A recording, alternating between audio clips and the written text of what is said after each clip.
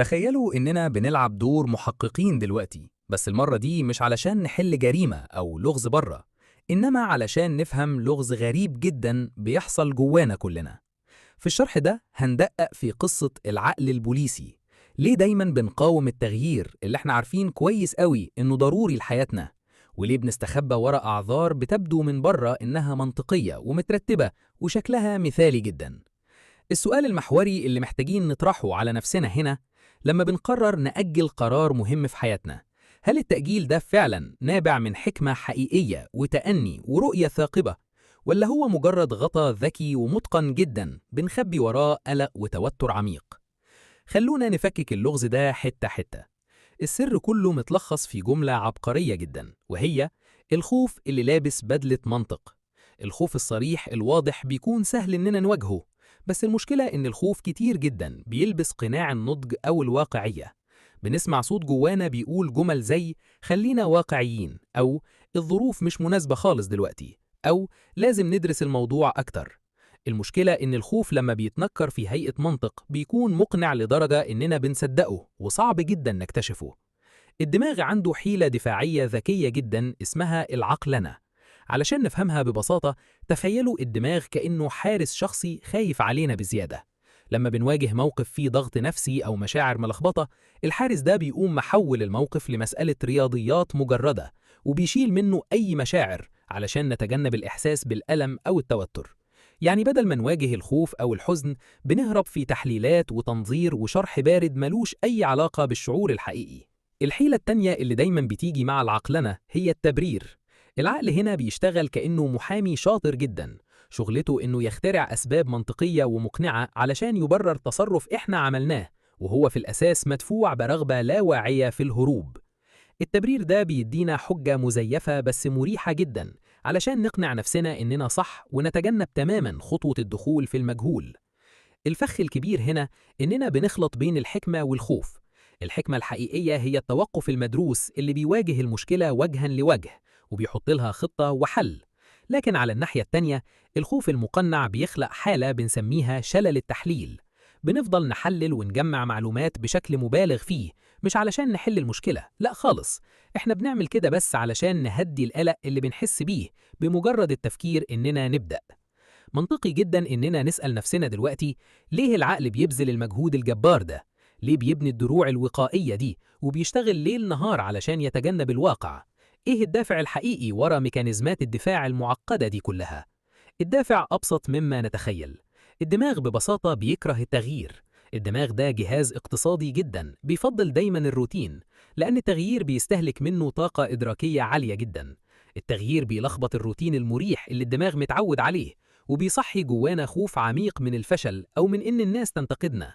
والأهم من كل ده إنه بيجبرنا نواجه المجهول، والمجهول بالنسبة للعقل بيساوي خطر فوري لازم نهرب منه. ودي يمكن نقطة الإدراك الأهم في تحليلنا كله. لما نلاقي العقل عمال يلف في سيناريوهات الكوارث وأسوأ الاحتمالات، هو في الحقيقة مش بيعمل تحليل عميق للموقف زي ما احنا فاهمين.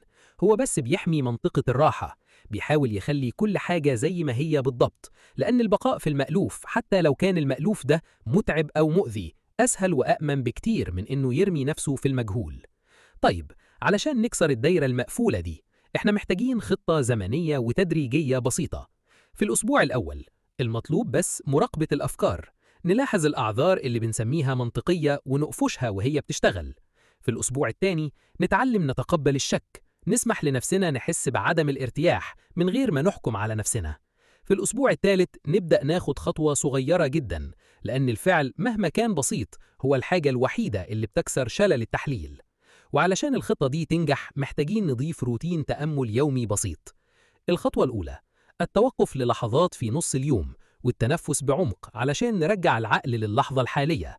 الخطوة الثانية: نحدد الشعور الخام، هل هو غضب أو خوف أو حزن، نسميه باسمه من غير ما نقول ده صح أو غلط.